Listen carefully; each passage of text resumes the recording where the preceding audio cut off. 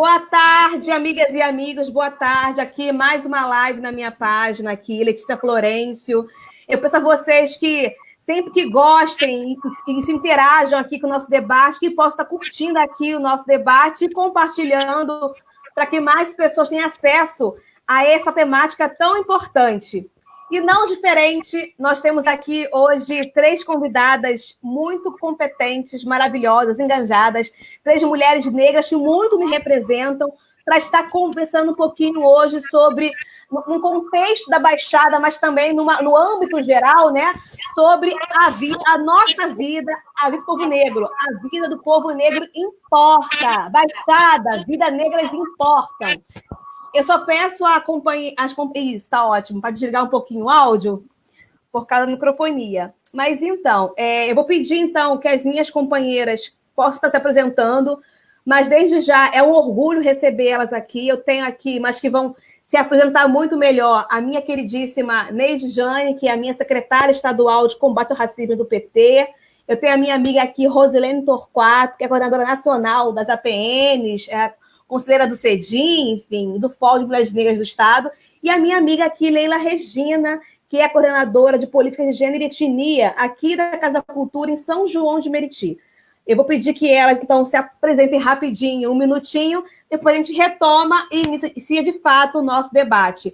Fiquem à vontade, começando pela minha amiga Neide Jane, minha secretária. Boa tarde a todos e todas. Para quem não me conhece, me chamo Neide Jane. Estou secretária de combate ao racismo do PT-RJ, né, do PT estadual. Sou companheira de Rose Torquato, várias outras companheiras de São João de Meriti, pelo Fórum de Mulheres Negras. E, com isso, nós faremos hoje um debate importante, dizendo o quanto vidas negras importam. É isso.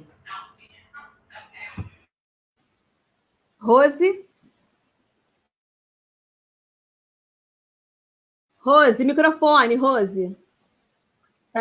Tá. Boa tarde, as companheiras de longas datas, né? É muito tempo de caminhada junto, mas é onde eu tenho um prazer de estar na luta, porque são pessoas que eu confio muito nessas mulheres que estão dialogando aqui.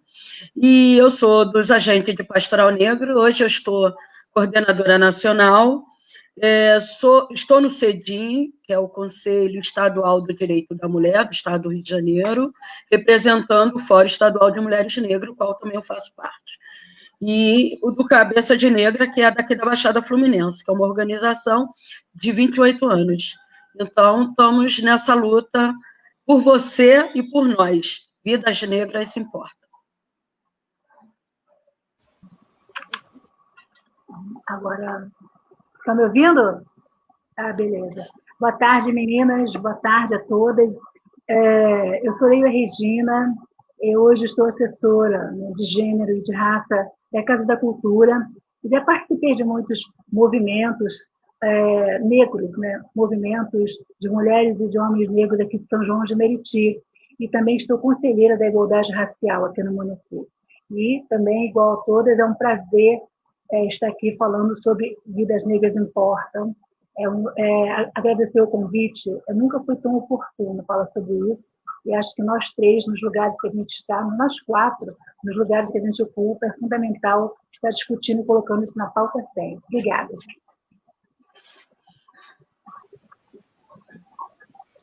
Obrigada, Leila. Vou pedir que as minhas companheiras possam estar desligando aí o microfone de vocês, podem dar microfonia, e vamos começar aqui o nosso diálogo, que é muito importante, né? Vamos estar conversando um pouquinho sobre a questão do racismo estrutural, né? Que é essa naturalização das ações, dos hábitos, situações, falas e pensamentos que fazem parte da nossa vida cotidiana, né? E que promovem de maneira direta e indireta a segregação, o preconceito racial, um processo que atinge tão duramente e tão diariamente a população negra, sobretudo a população negra, as áreas de periferia, das favelas, como aqui na Baixada Fluminense, aqui especificamente também em São João de Meriti, que isso é muito forte, muito presente, isso é muito triste. No cotidiano da sociedade brasileira estão normalizadas frases, atitudes de cunho racista e preconceituoso. São piadas que associam sempre o nosso povo negro, até os povos indígenas, a situações vexatórias, degradantes ou, assim, criminosas. E criminosas, na verdade. Atitudes baseadas em preconceitos por desconfiar da sua índole, simplesmente devido à sua cor da pele.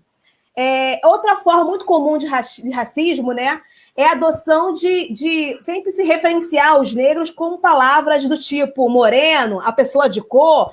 É uma atitude que evidencia um desconforto, né, nas pessoas em geral ao utilizar as palavras negro, preto, como um estigma, né, como sendo um estigma associado à população negra vem sofrendo ao longo de muitos e muitos e muitos anos.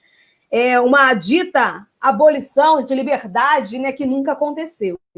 Essas ações reverberam, ecoam, né, nas instituições públicas e privadas. No Estado, as leis que alimentam a exclusão da população social é muito forte. Elas se materializam. Por exemplo, na ausência de políticas públicas que possam promover melhores condições de vida a essa população. Para poder aqui fazer o nosso preâmbulo inicial, no Brasil, as pessoas negras são mortas com muito mais frequência que as pessoas não negras, que são as pessoas brancas. Os negros representam 75% de vítimas de homicídio. Isso segundo o Atlas da Violência, né, em 2019. São maioria também em meio à camada mais pobre da população. Dos 10% mais pobres da população, 75% são negros. Bem, vamos, inclusive, hoje também estar aqui conversando e relembrando vítimas desse estado criminoso, estado de racismo, esse racismo estrutural. Enfim, com as nossas companheiras aqui, convidadas, que muito entendem do debate, para que a gente possa estar refletindo juntos e pensando em políticas de enfrentamento e diminuir esse abismo social, esse absurdo que ainda acontece com muita frequência e que nos viola e nos mata todos os dias. Para começar essa análise, tá falando um pouquinho na conjuntura nacional, depois de trazer um pouquinho dados no âmbito estadual, até a gente focar aqui nessa região de Baixada, eu convido aqui para estar fazendo uma exposição aqui conosco a minha queridíssima secretária de combate ao racismo no PT no Rio de Janeiro, a minha companheira Neide Jane. Boa tarde, mais uma vez, é um prazer. Letícia, quero agradecer a você, né, pelo convite. Leila é uma companheira de anos que a gente já vem nessa luta há muito tempo, Rose por 4. E eu quero começar a minha fala com o que as pessoas dizem. É claro, é lógico que o negro vai ser quem mais morre, porque eles são a maioria. Porque a todo momento nós viemos falando esses 54,8% que somos da nação brasileira, nós viemos falando desses 75,5%, 6%, 7%, 8% que você acabou de falar, que são mais mortos nesse Brasil, nesse país. Por quê? As pessoas falam que nós estamos nos vitimizando, porque claro que nós vamos morrer mais, que se somos maior população, né? A populacional do Brasil são negros. Pois bem, como iremos pensar, partindo desse princípio, que quem é empregada doméstica, porteiro, assessorista, motorista, de ônibus ou da Conlurb, quem faz os trabalhos com a força de trabalho que vocês sabem muito bem, são os negros.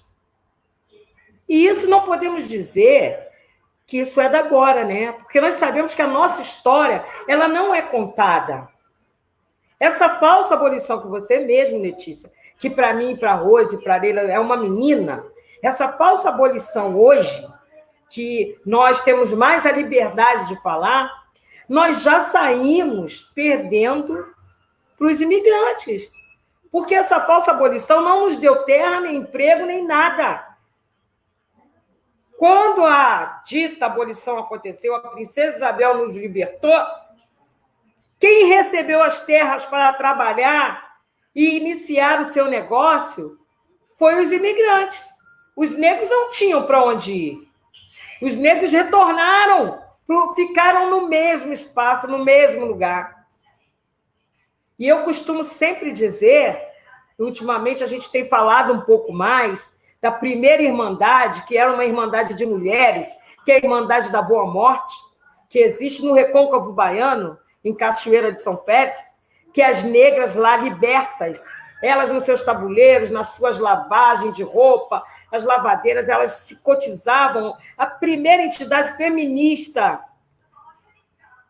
é a Irmandade da Boa Morte, elas se cotizavam para poder comprar a liberdade dos irmãos. Essa coisa que as pessoas dizem dos despachos pelas esquinas eram simplesmente essas irmãs que colocavam nas esquinas farofa, galinha, carne, com substância, porque os negros escravos passavam por aquele caminho e tinham como se alimentar. A nossa história não é contada. Nós somos obrigadas a saber da história da Europa, da China, né, da Ásia. Nós somos obrigados a saber dos costumes, do que eles gostam, do que eles se alimentam, a história, né, de Hitler. Nós sabemos da Terceira Guerra, nós sabemos como começou, da bomba de Hiroshima. Isso tudo nós, as crianças, estudamos em moral e cívica, né? Que você nem deve saber o que é isso, mas Leila sabe muito bem, em Rosto 4. Estudávamos moral e cívica. Mas a Lei 10.639 ninguém fala hoje. É proibido. Para as crianças terem acesso, numa escola privada, a uma história de negro, a um conto, a João Cândido, do que for, eu, como vó dos meus netos, tenho que mandar o livro e perguntar, ela leu? Aconteceu? A professora leu história? Ah, leu, porque na história não tem livro didático. Não contam a nossa história. Falo isso porque um negro não pode descer a sua favela com um boné, sem camisa, igual um menino branco desce do seu prédio, bate a sua porta e vai, atravessa a Vieira Soto e vai para a praia. Porque ele tem que descer, ele tem que pegar o trem, ele tem que subir a estação, e ele é dado como bandido. Ele não pode ter uma plancha de surf. Por que um negro estaria surfando? Vai sair de Padre Miguel, Zona Oeste, passar pelaquele buraco da estação com uma plancha de surf? Para fazer o quê lá em Ipanema? Por quê? Vai ali para o Parque de Madureira. Segregação. Então, a nossa história, dos nossos irmãos, nossos passos, nós mais velhas, e a gente repete sempre para vocês e para a maioria das jovens, que nossos passos vêm de longe dessa forma que eu estou te falando, da Irmandade da Boa Morte, dos primeiros, da pastorais, das primeiras instituições negras, das instâncias que tivemos nesse país. Até mesmo para falar de nossas mulheres, até para falar de nossas lutas, as pessoas lembram Angela Davis, mas não lembram de Lélia Gonzalez. Entende? Marina Carolina Machado. Ninguém lembra. Até lembram, mas não é uma coisa que fica em evidência. Teve agora, realmente, os brancos também, antirracistas, saíram às ruas por conta do último episódio que esteve nos Estados Unidos. Mas nós temos esses episódios aqui todos os dias. Nosso jovem João, ele estava dentro de casa com umas 4 jovens, dentro da casa dele. A casa dele foi cravejada de bala, alvejada. Ele não estava também na rua, ele não estava de boné, ele não estava sem camisa, ele simplesmente esperando a namorada com um guarda-chuva na mão, igual outro que foi também totalmente exterminado dentro de uma favela. Ele estava dentro de casa brincando com os amigos. Então, a nossa análise tem que ser dentro de um todo. E eu ouso dizer, Letícia, Rose e Leila, pós-pandemia, porque nós sabemos que já estamos nessa situação no nosso estado, estou falando de um todo, no país, que as fronteiras elas são totalmente abertas, né? Nós já estamos nessa linha de extermínio desde quando foi posto esse governo com esse presidente. Nós temos uma linha, nós 4 aqui, nós temos um presidente totalmente homofóbico, racista. Nós temos um governador estadual totalmente fascista, que disse desde o começo que ia exterminar os negros, os favelados.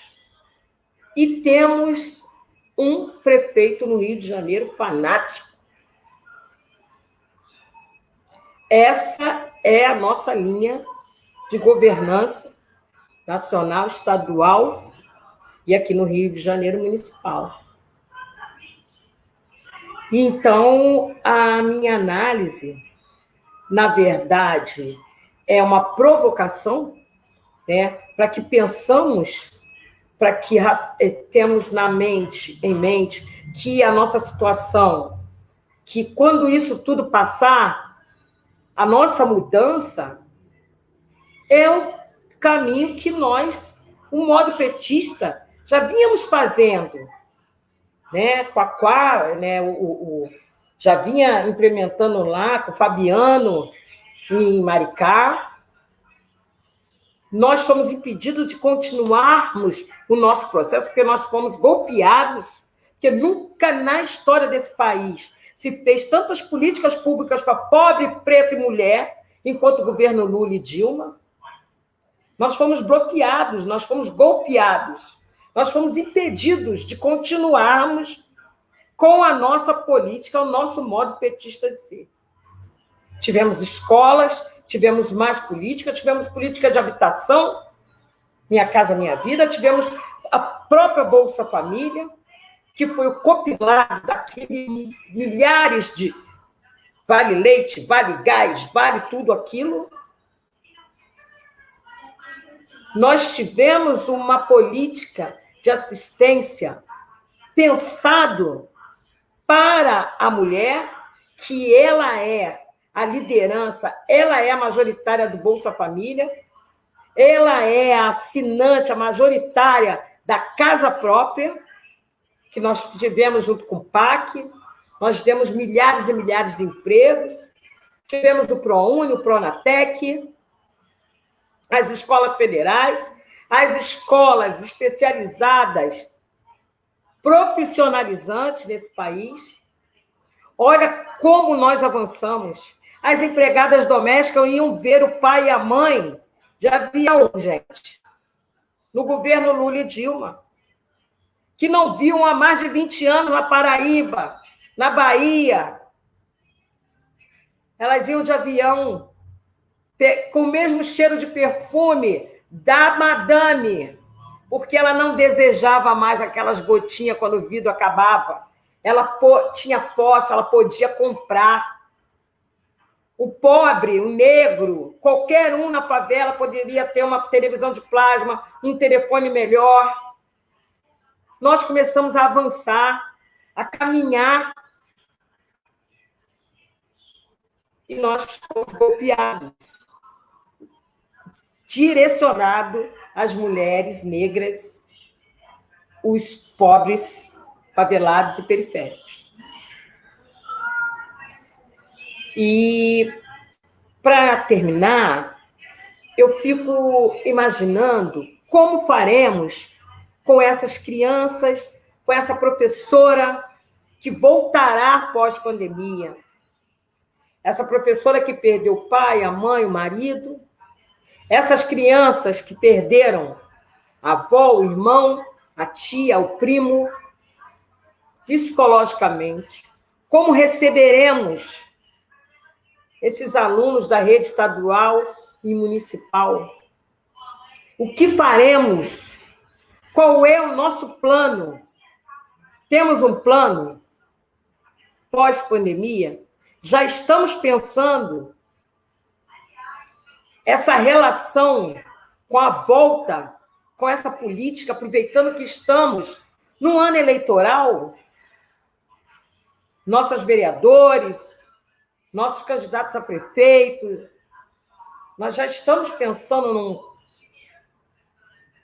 numa estratégia para poder continuar a nossa luta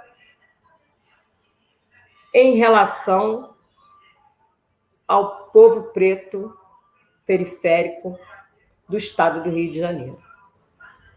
Deixo aí uma provocação até para as colegas que me antecederão.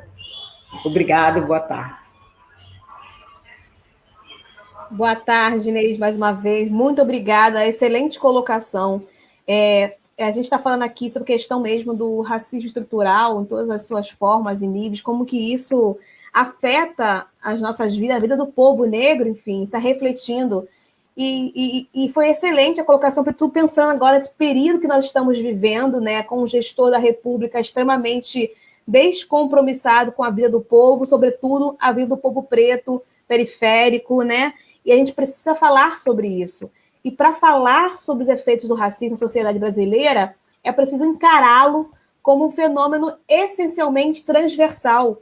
É preciso entender que ele forma uma teia de violências que afeta jovens, homens e mulheres encarcerados e encarcerados, que define os mecanismos que regem o tráfico de mulheres e meninas, que afeta a vida da população LGBTQI+, da população quilombola, ribeirinha, do povo da periferia, e que explica, inclusive, o preconceito contra as religiões de matriz africana, ameaçando sempre o direito de existir.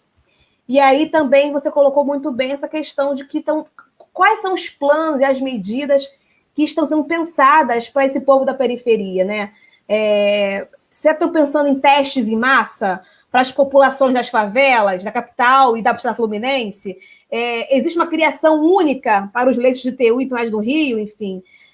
Já estão pensando em expandir, porque é necessário expandir a questão do auxílio emergencial até dezembro, no valor de R$600, e investir ainda mais fortemente nas políticas de assistência social e na recuperação dos CRAs e CREAs, expandindo os programas de transferência de renda. Mas, enfim, para a gente poder estar dando prosseguir nosso debate aqui, eu quero muito ouvir essa outra grande mulher, guerreira também, assim como a querida Neide, né? A minha querida Rosilene Torquato, batalhadora, guerreira também aqui de Baixada Fluminense, mas que atua no campo aí da discussão do movimento das mulheres negras, do povo negro, do âmbito estadual e nacional, através da APNs também, né? Então, minha lindíssima, fica à vontade, eu quero muito te ouvir, nós queremos muito te ouvir. E antes, agradeço muito as pessoas que estão enviando aqui comentários para a página, tá? Agradeço aqui a companheira Denise Coelho, da OAB, da Comissão da Verdade, da Escravidão Negra, aqui da OAB de São João de Meriti, a professora Margarete Felipe, a companheira Aline Bezerra, a Giovana Ribeiro, tem aqui o companheiro Ivan Rodrigues, professor Luizinho, pré-candidato a prefeito em Rio das Ostras, eu tenho aqui a Sônia Regina, muito obrigada pela participação de todos e todas. Vamos aqui agora, então, ouvir a nossa companheira Rosilene Torquato. Boa tarde. Um pouco difícil falar depois de Neide Jane, mas tudo bem, vamos lá. É assim mesmo, a gente vamos trabalhando junto e o diálogo acaba indo na mesma linha, né?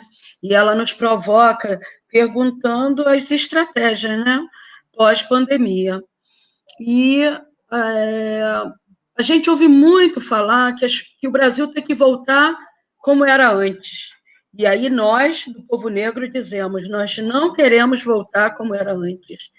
Tem que mudar, porque o povo negro morreu de dengue, morre de diabetes, morre de hipertensão, morre por falta de água, falta de esgoto, falta de comida, e falta de comida decente também, porque agrotóxico e outros tipos esse tipo de agrotóxico que usam em massa nas plantações também mata.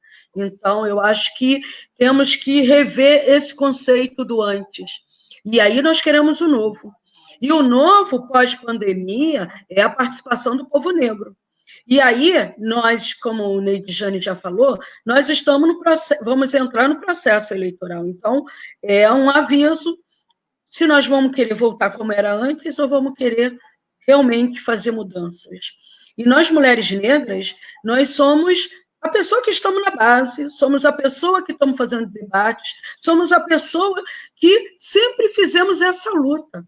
E aí, pensando não só na Baixada Fluminense, mas eu acho que em nível nacional, quantas lutas as mulheres negras, não vou falar nem das nossas antepassadas, mas também de hoje, como essas mulheres lutaram e lutam até hoje por políticas públicas de qualidade e de igualdade. Porque não é só brigar por lutas de direitos, é uma diferença imensa. A nossa luta da população negra, quando nós lutamos, é uma luta para todos e todas. Porque quando o negro, a negra, ganha numa relação institucional, né, de políticas públicas, todo mundo ganha, toda a sociedade ganha com isso. Então, é pensar no todo. E essa política que está hoje não pensa no todo. A partir que libera armas, a partir que aumenta o número de munição para compra de munições, isso aí não nos ajuda. Não colabora com a vida das mulheres negras, e nem com os jovens negros, e nem com o homem negro, e nem para a sociedade nenhuma.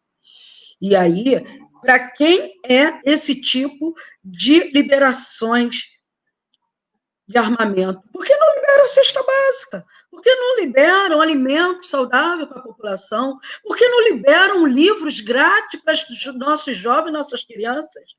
Por que não liberam orçamento para a nossa jovem mãe que está sozinha alimentando seu filho, tendo que sair cedo para trabalhar no tempo de pandemia? Por que não liberam isso? Um orçamento maior para essas mulheres jovens?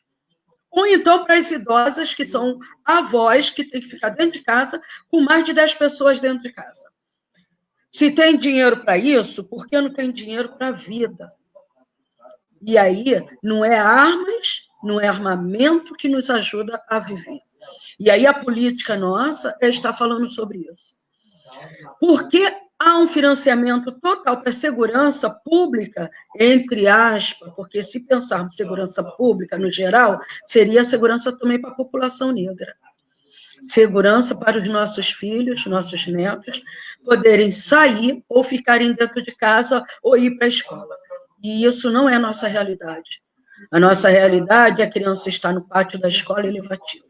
A nossa realidade é uma criança estar no transporte e levar tiro nas costas, na presença da sua avó ou dos seus pais. A nossa realidade é um pai sair com a sua família para ir fazer uma atividade cultural e levar 80 tiros de uma instituição chamada o Exército. E aí tem uma outra, que é os jovens que estão dentro de casa e levar tiro pela Polícia Federal junto com outras forças policiais. É essa a realidade do povo negro. E isso fora as chamadas chacinas, que é mais de 10 jovens que estão reunidos, batendo papo, à noite, perto da sua casa, e levam um tiro e depois ninguém sabe, ninguém viu. E ninguém tem resposta para isso. E aí, nós estamos falando de vidas importam. Há quanto tempo nós estamos falando isso? Desde que o primeiro negro foi forçado a pisar nesse Brasil. Desde que o primeiro índio foi preso para trabalhar para alguém que veio de outro lugar e aí teve que, para sobreviver, teve que fazer. E aí, são vidas que importam. E aí nós estamos falando de várias outras coisas. Nós estamos falando do nosso meio ambiente que queima. acabam com tudo. E aí ninguém sabe por que o clima está assim ou assado. Ninguém sabe por que o tempo passa tão rápido. Ninguém pode explicar isso, só a ciência. Ninguém sabe por que vem doenças que ninguém consegue identificar. E quando isso vem dos animais. E o que acontece hoje com a nossa alimentação? Por que há tanta quantidade de alimentos que nós vemos que é a questão da produção de gados, a produções de aves de alto número, que não dá tempo nem desse processo ser normal. Esse processo todo é industrial. E nós não sabemos por que vem tantas doenças. E isso tudo vem o quê? Quem já assistiu o filme,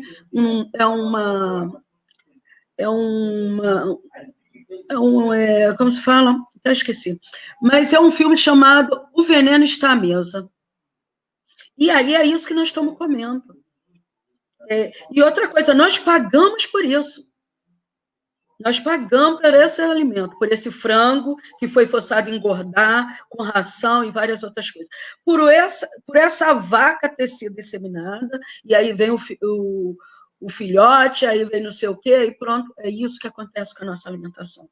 E o nosso jovem tem 2 metros, 3 metros, vão crescendo, ou engordando, e nós não sabemos o que é isso. Então, a segurança alimentar e nutricional é um debate muito importante nas nossas vidas, porque isso também faz parte do nosso dia a dia. E aí nós estamos falando do alto índice também, dessa questão do veneno, do alimento.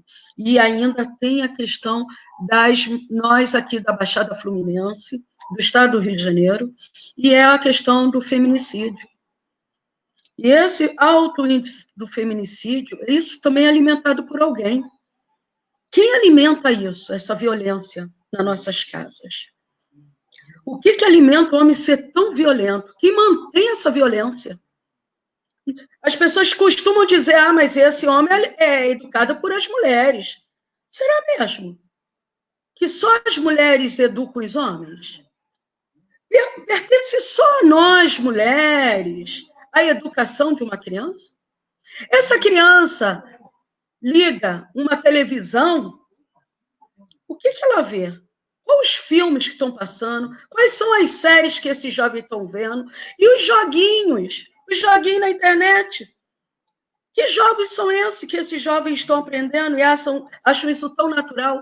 E aí o Silvio Almeida, né, que vem falando sobre esse racismo, né, estrutural, é isso. Quem vai alimentando esse racismo, essas violências, e aí eles nos colocam no lugar, esse racismo vai colocando a população negra num lugar que não é nosso, que é o espaço de território que todo mundo coloca como criminoso, que é o território da Baixada, o território da favela, o território porque é ali, porque é perto da estrada, e os jovens que moram ali também todos são violentos. É isso que eles colocam. E aí, mas quem alimenta isso? Quem alimenta isso? Quem alimenta as armas ir para cima, cisma, para cima do morro, da favela? Para quem coloca isso? E aí é o racismo estrutural que coloca esse território criminalizado. Criminaliza esse território, criminaliza o nosso corpo de mulher negra, que diz que nós, como disse, aquele que está preso, o senhor, que como diz o povo, né? Aquele bom homem, porque é isso, né? Porque era um bom homem, Sérgio Cabral. Então, dizia o quê? Que nós, mulheres negras, era o quê? Reprodutora de quê? De marginais. Então, o que ele está dizendo da mãe dele? Porque é ele que está preso. E aí eu quero fazer o diálogo. Só a mulher negra que faz isso? Porque eles mataram quantos negros?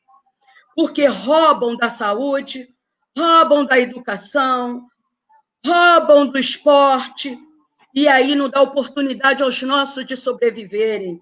E aí quer dizer que nós, mulheres negras que reproduzem isso, vamos para o diálogo. Eu quero ir para o diálogo. Porque nós temos que ver o que é racismo estrutural. É esse de bandidagem, que nos roubam dia a dia. E tira o poder de nós, mulheres negras, chegarmos em qualquer lugar. Sabe como? Não deixa a gente chegar à vereança, não deixa a gente chegar a ser deputadas, e nem a presidente. Sabe por quê? Porque nós vamos saber fazer esse debate. Porque a Letícia é uma mulher boa para ser a prefeita de São João de Meriti. Sabe por quê? Porque tem esse debate. E aí os homens querem fazer esse debate de ser corretos na política, do dinheiro público, servir para o dinheiro público, para nossas crianças terem oportunidade de sobreviver e viver. E aí sim, nós vamos ter oportunidade de realmente desconstruir esse racismo, realmente desconstruir esse racismo e o machismo. E aí nós vamos ter oportunidade, sim, de dialogar e de dizer: vidas negras importam. E isso com oportunidade de diálogo e de dar importância, não só à frase, mas isso ser base de luta para nós. É isso, gente. Obrigada. Hein?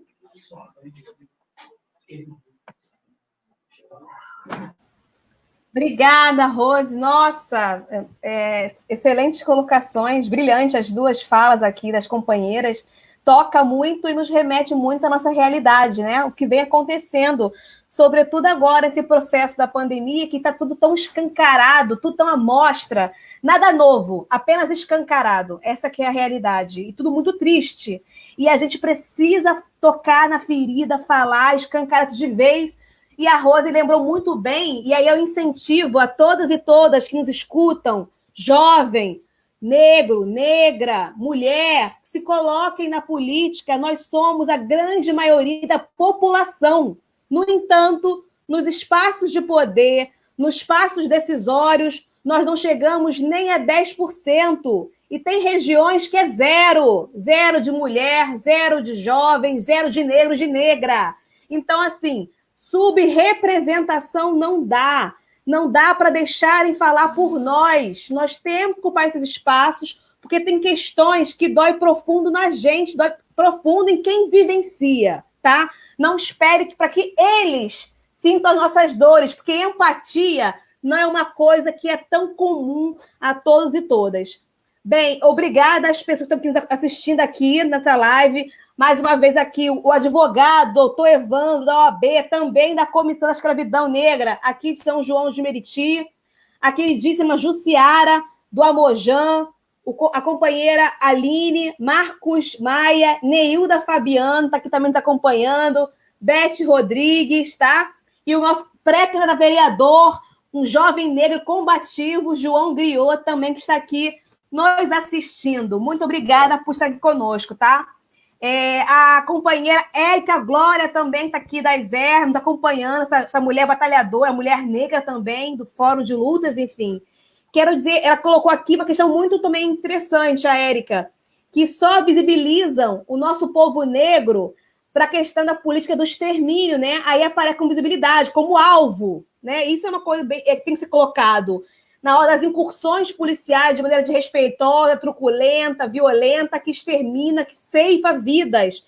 E que esse mesmo tipo de comportamento não acontece nas regiões mais abastadas, ricas, né, dos estados, do país, né?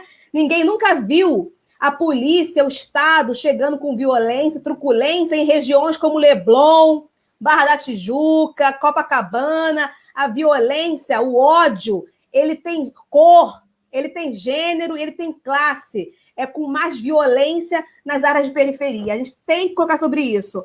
Agora quero ouvir a minha queridíssima Leila Regina, companheira aqui de luta, que muito me inspira também nesse movimento, aqui de São João de Meriti, sempre na trincheira de luta, inclusive no Conselho Municipal de Igualdade Racial. Leila, fica à vontade, minha linda. Olá, pessoal. Boa tarde mais uma vez. E mais uma vez agradecer a Letícia por oportunizar esse momento de falarmos de uma política, né? Porque uma política que é uma política pública, que é uma política privada também, que é o combate ao racismo. De fato, vidas negras importam, sim, né? Mas para uns e não, mais para uns e menos para outros, infelizmente, né? E a gente, as falas aí foram bastante importantes no que diz respeito a visibilizar mais o que é o racismo estrutural, né? Lembrar que negros e negras não vieram para cá fazer turismo, eles vieram forçados. Então, desde muito tempo, negros e negras tentam se livrar dessas amarras, né? Desse colonialismo e de tudo que viveram durante o período de escravidão no Brasil. Lembrar também que 132 anos que faz agora não fez muita diferença na vida do povo negro, em termos de políticas públicas, de aquisição de bem, de espaço de fala, de ter acesso às políticas universais, não fez muita diferença. Então, é por isso que esse grito ecoa agora muito forte no mundo e no Brasil, o grito o grito de um George Willis, George Floyd, que teve o joelho de um policial branco no seu pescoço.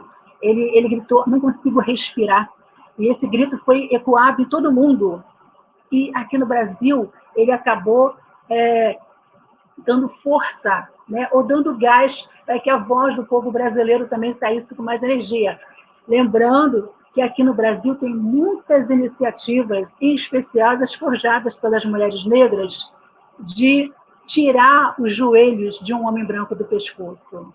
Né? Então, assim, há muito tempo que se grita isso, aqui no Brasil especialmente. Então, oportunizar um momento em que a gente pode potencializar as questões, dar visibilidade a toda essa problemática histórica que é o acesso à vida para a população negra, é sempre muito importante, E, em especial, alguém falou aí das campanhas políticas, que esse ano é ano de eleição, em especial para quem está no governo, em especial para quem está pleiteando estar no governo, é fundamental assimilar isso. Não é uma briga nova.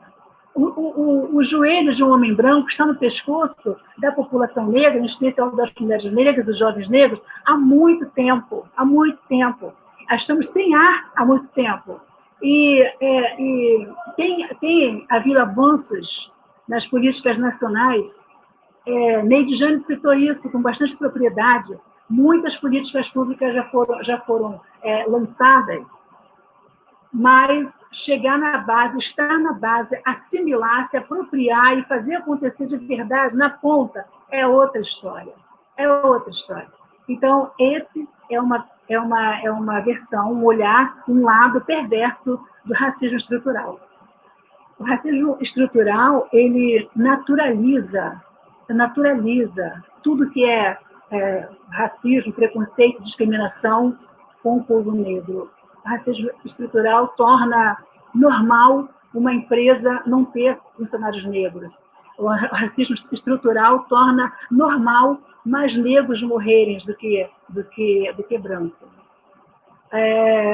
O ano passado, o Senado fez uma pesquisa, 2019, início, em que dizia que o aumento de mortes de mulheres negras por violência doméstica aumentou significativamente. Eu não trouxe os dados, mas foi uma coisa muito visibilizada, todo mundo viu. A morte de mulheres negras tem aumentado significativamente em muitas questões. Agora, inclusive, com a violência doméstica. E quando as pessoas naturalizam isso, elas fazem parte, elas estão se submetendo ao racismo estrutural. Porque é isso que ele cria. Ele cria privilégios para alguns e ele banaliza, né? Ele faz a expoliação de outras vidas, no caso, as vidas negras. O racismo estrutural, ele ampara os racismos institucionais que os governos e as empresas privadas cometem. Né? Quando o governo, por exemplo, ele coloca políticas públicas e não dá estrutura nenhuma para se fazer políticas públicas para a questão racial, quando ele fala assim, olha, no meu governo a gente trabalha a questão do negro, assim que eles falam. mas eles não te dão estrutura para você trabalhar, não te dão recurso para você trabalhar. Esse é o racismo institucional. Quando nas escolas eles evitam falar da lei 10.639, ou ela é atravessada, ou ela é colocada de alguma maneira bastante limitada, esse é o racismo institucional. E o racismo estrutural acaba amparando e dando cobertura para isso.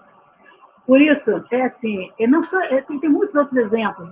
A questão da mulher negra, que agora passou a ser violência, que ela sofre mais violência dentro de casa, ela já sofre violência do Estado há muito tempo. Quando a gente fala de extermínio da juventude negra, a gente está falando de extermínio da juventude negra e de extermínio também das mulheres negras, que são mães desses jovens negros. A gente está falando de mulheres que criaram esses jovens não para isso. Elas criaram seus filhos para que eles se tornassem adultos. Mas o Estado, com a sua velha política, lá do início do século, de embranquecer a sociedade,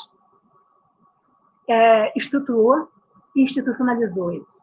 Então, assim, não é uma coisa, isso é uma coisa encomendada, entendeu? Isso é uma coisa que tem que acontecer. O negro e a negra, eles são, primeiramente, os suspeitos, depois o resto. Por que o Miguelzinho de 5 anos cai lá do 9º andar? Entendeu? Se o Miguelzinho não fosse uma criança negra, poxa, gente, a mulher já estaria presa, já estaria acontecendo os infernos. Mas é uma criança negra, então é natural, gente. A mulher é empregada, deixou o filho lá, é natural. O que tem de gente justificando é cruel, é cruel. Então, o racismo estrutural, ele tem essa perversidade. Quanto mais aprofunda, mais você precisa colocar na consciência de que você precisa trabalhar contra isso. E aí, Letícia falou, logo no início, que a gente tem que ser antirracista.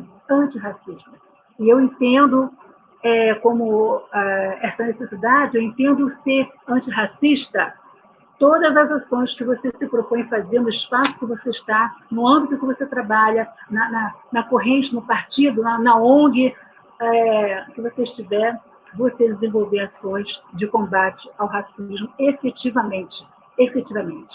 É você olhar para a sua instituição e ver como é que estão os negros e negras ali colocados. Em que posto que eles estão? Em que posto que elas estão? Entendeu? É você olhar para o governo e ver quantas mulheres, já foi dito aqui, mas é bom ressaltar, quantas mulheres negras, e homens negros também, mas especialmente mulheres, estão no espaço de poder e decisão. Se não tem homens negros, as mulheres negras que ainda estão, depois de muitos anos de discussão sobre poder, ainda estão na base da pirâmide. Isso é racismo institucional, aonde é que ela está? Então, ter uma ação antirracista é promover ações, primeiro, para combater esse olhar, né? Para entrar nesse olhar, entender e agir contra esse olhar. Né? Quando a gente está falando aqui sobre essas questões, a gente já está tendo uma ação antirracista.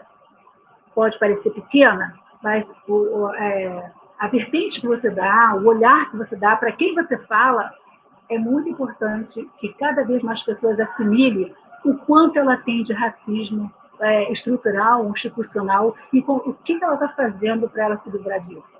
Né? O meu partido, a minha organização, a minha casa, né? A escola que o meu filho estuda, a minha universidade. O racismo estrutural está em todos esses lugares. Então, e a gente precisa fazer um movimento conjunto, como já tem sido feito. As mulheres negras estão com uma campanha de combate à violência doméstica contra a mulher negra.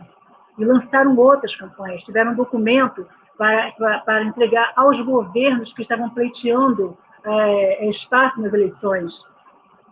Tem muitas cartilhas aí desenvolvidas por grupos do movimento negro que ajudam a gente a pensar como ser antirracista, de fato. Porque a gente, de fato, se indigna com muitas dessas coisas.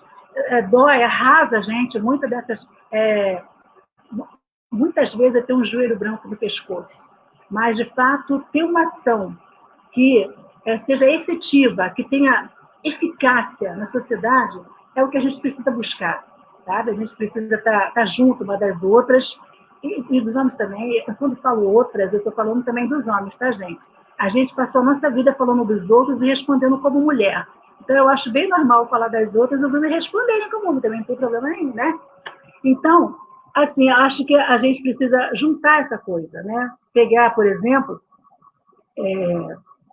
fortalecer, potencializar as ações que são feitas, que são pedidas pela Lei 10.639. Agora, quer ver uma história?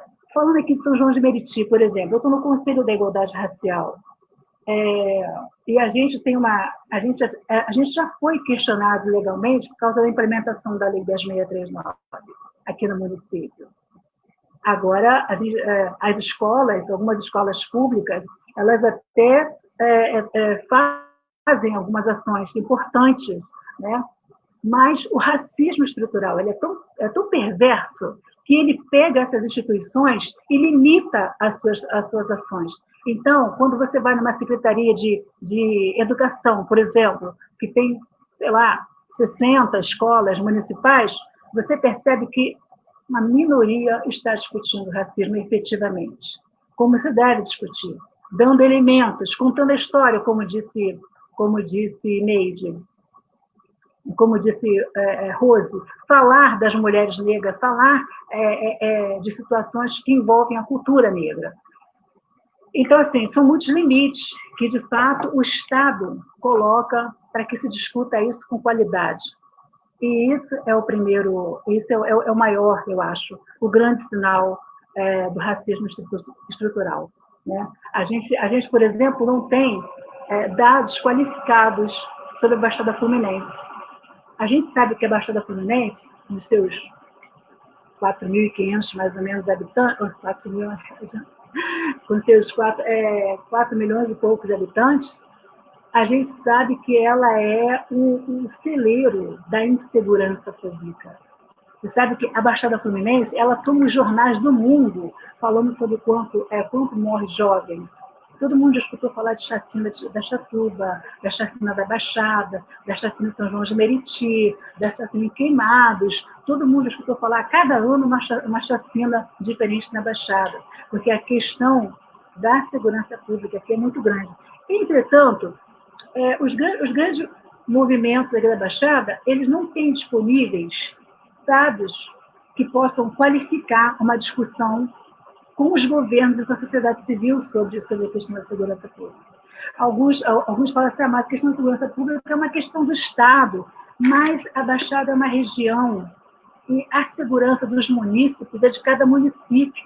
Precisa ter uma política regional que faça com que esses prefeitados ou esses prefeitos discutam com qualidade como proteger a vida de cidadãos e cidadãs negros, especialmente, que são a maioria que morre, nos próprios municípios. Entendeu? Não dá para ser só uma coisa do Estado, a gente sabendo que tem um Estado genocida, que não está preocupado com isso, e acaba assim, olha, a culpa não é minha, é do Estado. Então, a gente não pode fazer nada e vamos continuar morrendo. Então, assim, precisa ter uma coisa muito mais impactante que fale para as pessoas, que elas podem viver, que elas vão viver, porque os municípios são responsáveis por isso. Eu vou guardar essa vida. Então, é preciso disponibilizar dados confiáveis, né, e que sejam do governo, porque muitos municípios, em alguns municípios, especialmente a Baixada, por exemplo, tem o Fórum Baixada, uma organização que se preocupa em em providenciar dados sobre a letalidade, né, do negro e negras na questão da segurança, especialmente. Mas precisa de ajuda, entendeu? Então, assim, isso é um papel governamental, eles precisam cumprir isso com mais atenção, eles precisam cumprir isso com mais afinco. A gente, quando tem dados significativos, a gente pode fazer políticas públicas com mais qualidade.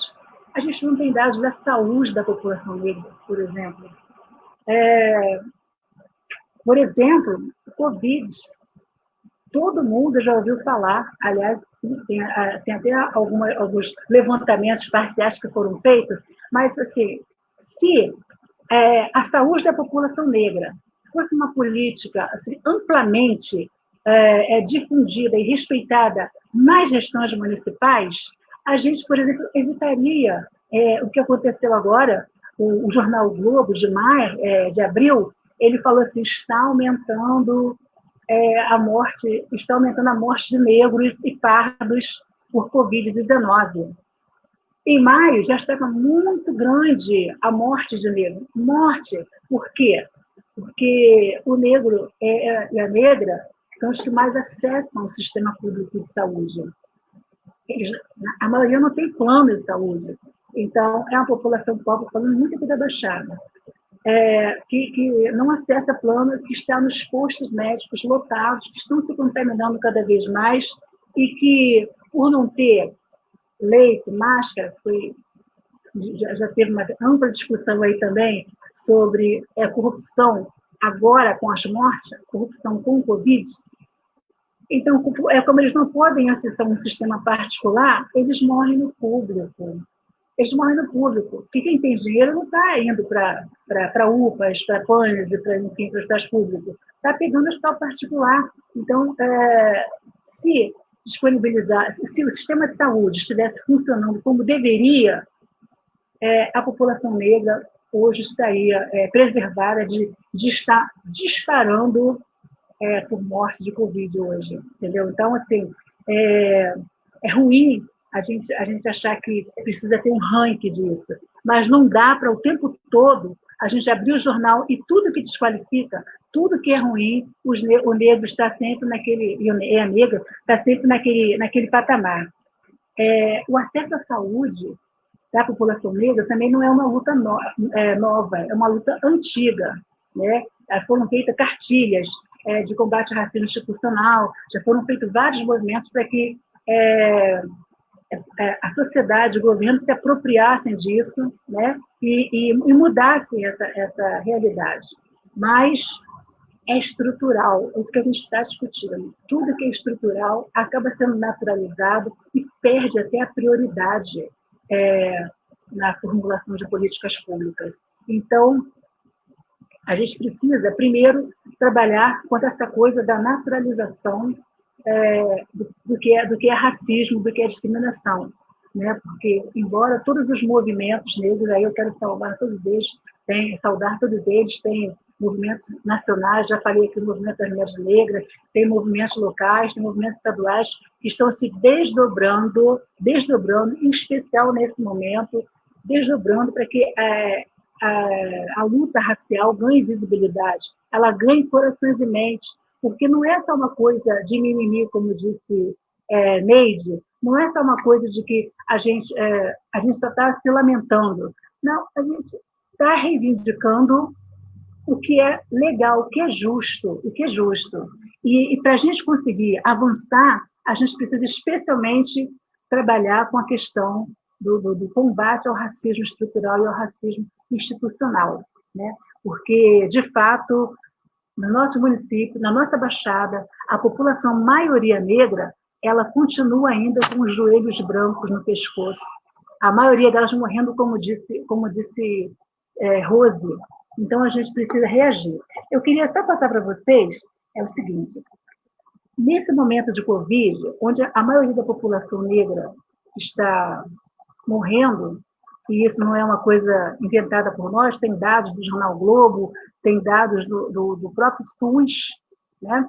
Então, a gente precisa pensar o seguinte, o isolamento social, ele também é seletivo, né? Não é todo mundo que pode ficar em casa isolado, né? Então, e a maioria que não pode ficar isolado, a maioria que está tendo que trabalhar e por conta disso se contaminar, a maioria que está tendo que ir para a rua buscar alimentos, porque se ficar em casa não come, isso também é uma questão que a gente precisa trabalhar com muita segurança e seriedade, ainda são os negros. Esse isolamento, esse distanciamento social, ele também é seletivo. Então, o que vai ser depois da pandemia? Foi o que o Neide perguntou. Primeira coisa, ratificar com todas as letras o que Rose disse. A gente quer que volte à normalidade, mas não dá para ser normal no status que está agora, né? Que estava antes. O Covid, ele tirou mesmo, ele veio e mostrou todas as fragilidades de políticas públicas para a sociedade, em especial para negros e negras. Agora, negros e negras já passaram por coisas muito piores, né? Muito piores. Então, o Covid ele veio para fechar com chave de ouro o caminho da maldade, o caminho dos problemas aí. Não sei se está fechando chave de ouro. Eu estou desejando muito que ele feche logo. Mas não será não pode ser um período assim, normalidade tem que ser justamente o resultado do que estamos buscando agora. Tem que ser resultado de uma luta que seja específica e boa e que resguarde vidas de negros e negras. Tanta gente está, por exemplo, o Senado aprovou, acho que esses dias agora, o registro em documentos do hospital, dizendo se a pessoa é negra ou se não é. Aquele boletim, o boletim dos hospitais, o formulário lá, as pessoas vão ter que preencher aquilo dizendo se morreu, se quem está internado, se quem está com Covid, infectado é negro ou negra. Isso é uma luta importante, porque permite você dar qualidade a isso agora. Autodeclaração. Obrigada. A autodeclaração nos hospitais. Isso é muito importante, porque, na verdade, com isso você consegue identificar quem está morrendo de fato e não fica só uma coisa do achismo, né? Outras lutas importantes nesse período que está acontecendo, que é os auxílios emergenciais. O auxílio emergencial, eles, como disse Rose, ele prioritariamente, agora, é para as mulheres, mas deveria ser essencialmente para as mulheres negras, baseado em tudo isso que a gente falou aqui, na letalidade que é o Estado para a mulher negra, observando que ele privilegia uns e expolia outros corpos, em especial o corpo das mulheres negras. Então, esse auxílio-benefício deveria primeiro atingir essa mulher. E agora a testagem que também é uma outra obrigatoriedade, né? Os planos de saúde poderão cobrir agora os testes de Covid, assim que foi anunciado, está sendo anunciado aí, poderão cobrir. Quem vai acessar esses testes? Né? Quem tem plano de saúde. Pronto, já está dito que vai acessar. Né? E assim, o que poderia ser feito, uma coisa antirracista que poderia ser feito, é justamente essas mulheres negras que estão na base da pirâmide, depois de tantos anos de discussão, as pessoas continuam empurrando elas para lá, elas deveriam ser as primeiras pessoas a serem testadas, né? Testadas num programa governamental. Isso deveria ser. Enquanto o governo não trouxer a testagem para cá, vai ficar muito solto a história de quem vive e de quem morre. Fica na vontade de quem está detendo o poder de ter um remédio, né? Ou de ter alguma bolsa de emergência para alguma coisa. Se não tiver testagem aqui, a gente vai ficar morrendo gradativamente, e a gente já percebeu que são negros e negras que estão morrendo na sua grande maioria. Então, eu acho que, dá para finalizar, né, Letícia? Eu acho que já está dando. Acho que na questão do Covid, a gente precisa, eu quero saudar essa iniciativa que está tendo aí de vários movimentos de dar visibilidade às mortes negras e de propor também que a autodeclaração, que os auxílios emergenciais, que o acesso à saúde sejam prioritariamente para a população negra, em especial para as mulheres. E dizer que nesse momento governamental, nesse momento de eleição, a gente precisa também trabalhar muito para dar atenção às políticas para a igualdade racial. Não só de combate ao racismo, mas a política da igualdade racial. Os prefeitados, as pessoas que estão pleiteando isso, elas precisam ter nas mãos documentos que sinalizem o que a gente quer, o que a gente quer construir, né? Do que de fato a gente precisa. Não de uma coisa que nos traga a normalidade do que era antes, mas de uma coisa que traduza em efetivo ganho de políticas de acesso de qualidade de vida para a população negra, entendeu? Especialmente para jovens e mulheres. Então, a gente precisa fazer um documento como esse, a gente precisa organizar cada vez mais grupos, trazer essa discussão para os nossos espaços, quaisquer que sejam. Quando eu estou discutindo uma política partidário, eleição como um todo, eu tô dando espaço para a discussão racial nesse quesito, na política pública, na política partidária. Então, eu acho que voltar à normalidade não rola mais. A gente tem que pensar em transformação, transformar tudo que estava negativo para a gente em algo muito positivo e que nos dê mais energia para que a gente vislumbre um mundo melhor para negros e negras. É isso. E chega de joelho branco nos nossos pescoços. Obrigada. É isso, Leila, obrigada. Vidas negras importam. Nós estamos aqui hoje conversando com 3 mulheres combativas, muito engajadas, tá? Mulheres negras, sim, que muito me representam, aliás, muito nos representam e nos inspiram. Eu peço às pessoas que estão assistindo essa live que possam, além de curtir, compartilhar, para que outras pessoas tenham acesso a esse importante debate. Leilão, minha flor, desliga só o seu áudio para do retorno. Tá. Obrigada, amor. Então, assim, agradeço muito as pessoas que estão aqui comentando, curtindo, e que possam compartilhar para que outras pessoas possam aí ter acesso e entendimento do que é o racismo estrutural, o racismo institucional. Por que a gente fala vidas negras importam? O que é isso? Quando a gente fala assim, todas importam, mas todas importam, como assim? Porque na hora também de matar, é sobre nós que cai a truculência e a dentro do Estado e todo o racismo estrutural.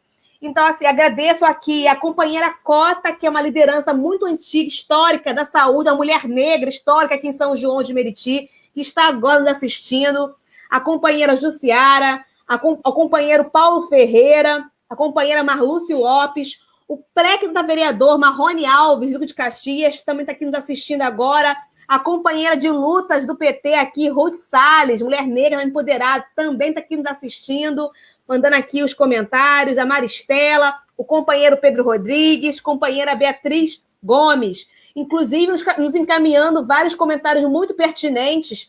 A Eka Glória coloca assim, a cultura escravagista está impregnada na nossa elite branca e é perversa.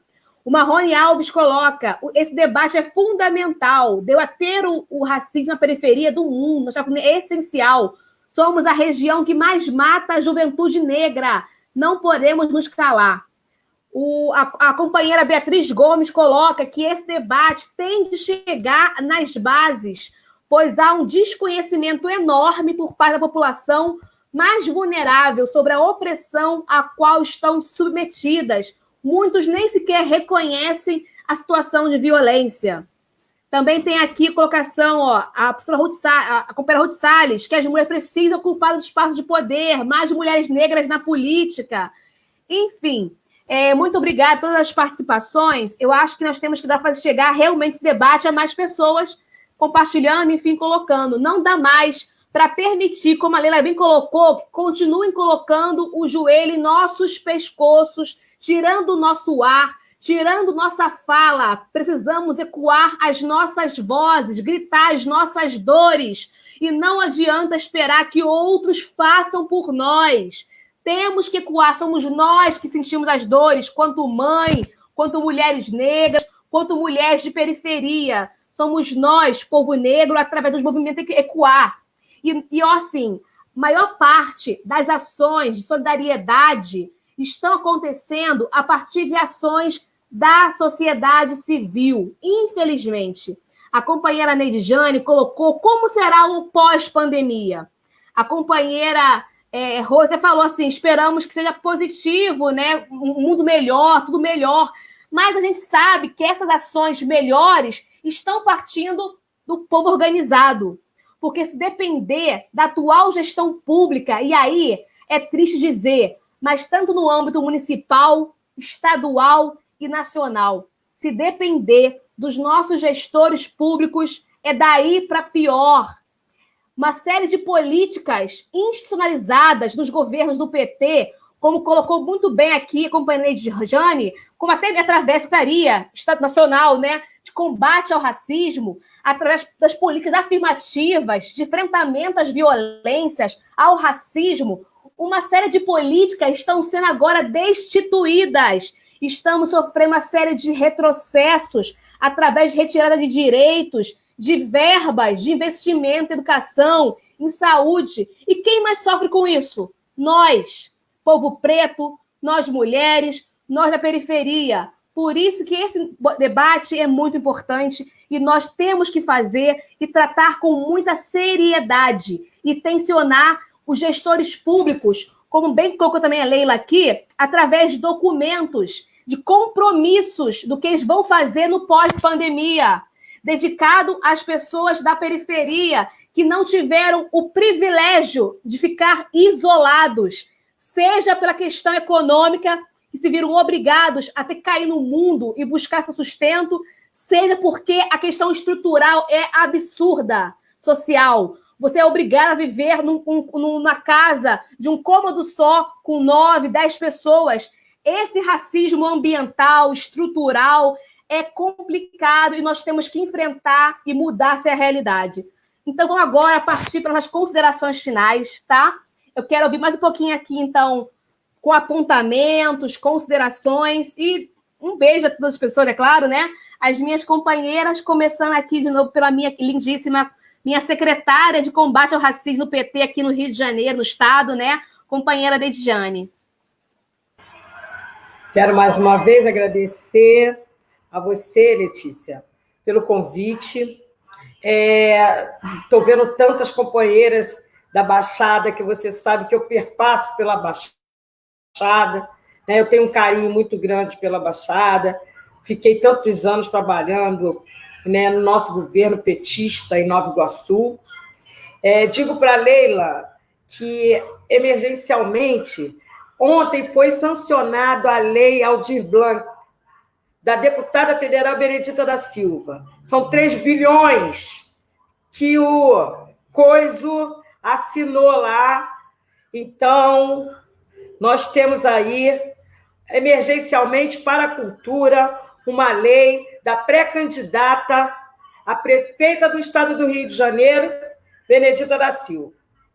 E quero, assim, deixar aqui a Secretaria de Combate ao Racismo à disposição da Baixada, das companheiras, dos companheiros, para que a gente esteja sempre no fronte, na luta. Porque quando a gente procura o significado da mulher negra, é resistência, força e luta. Contem comigo, estou à disposição enquanto secretária, meu coletivo, estamos aqui para seguirmos pós-pandemia, seguirmos na nossa luta, na nossa resistência e sempre. Obrigada mais uma vez.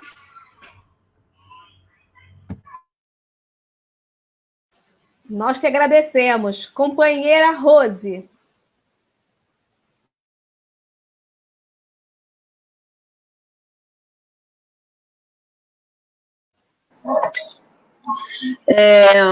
Quero agradecer o convite, Letícia. Foi muito bom essa conversa. Sempre é um aprendizado estar com vocês. Essa luta, né, não veio de hoje, é uma luta muito antiga, e eu acho que nós estamos, esse debate aqui é um pouco do nosso conhecimento, um pouco da nossa luta, daquilo que nós vivemos, do que nós traçamos, e é um pouco do nosso legado que nós estamos contribuindo e compartilhando aqui para todas, porque tem outras mulheres que passaram pelas nossas vidas, que nos formaram, e eu acho que a formação é um momento importante, e eu lembro que quando, na minha juventude, as comunidades de bases, elas que faziam essas formações, e essas formações políticas, na minha juventude foi muito importante, até para tomar uma direção e ter uma ideologia que pudesse pensar em todos, coletivamente. Eu acho que a formação, nos espaços da associação de moradores, das escolas, como os professores fazem, né, nos seus momentos de datas festivas, como as igrejas têm que dar continuidade a essas formações de cidadania, formação de pertencimento, de ancestralidade, formação de que tem no seu território de vivência, né? Eu acho que nós temos que, não é voltar ao passado, mas é voltar a fazer o presente. Nós temos que estar fazendo o presente, né? E o futuro. E a formação é uma delas. E a questão da educação. A educação para se falar do passado e transformar o presente e formatar um novo futuro. Eu acho que a educação é importantíssima. E eu acho que as nossas lutas sempre foi nessa direção, né? Então, deixar aqui o meu carinho, agradecer aos companheiros e companheiras que estão aqui, que eu vi, né? O pessoal dos Agentes Pastoral Negro, a Maria Aparecida, a minha irmã Maristela, que é também dos Agentes Pastoral Negro, e da comunidade São Judas Tadeu aqui de Mesquita. Eu acho que é importante, isso, das pessoas estarem participando e compartilhando depois esse Face, né? Essa live, para todos, para compartilhar e nos ajudar também nessa formação. É isso, e obrigada, hein? Valeu, gente. Bom, a minha...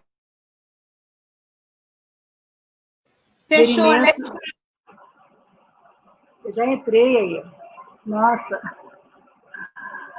Bom, pessoal, dizer o seguinte, foi um prazer imenso estar aqui.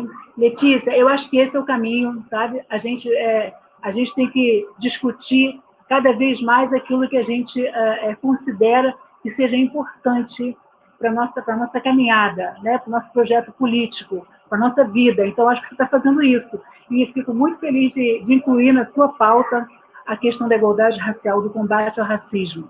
E buscar saber como é que o racismo estrutural interfere na vida das pessoas, né?